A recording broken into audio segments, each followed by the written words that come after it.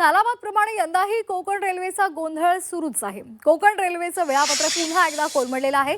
8 तासांच्या प्रवासासाठी 15 तासांचा मनस्ताप सहन करावा लागतोय।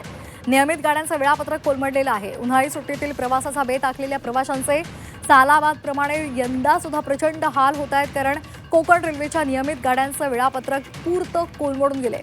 8 तासांच्या प्रवासासाठी 15 तास लागतात आणि त्यामुळे प्रवासी आपली नाराजी व्यक्त करतायत।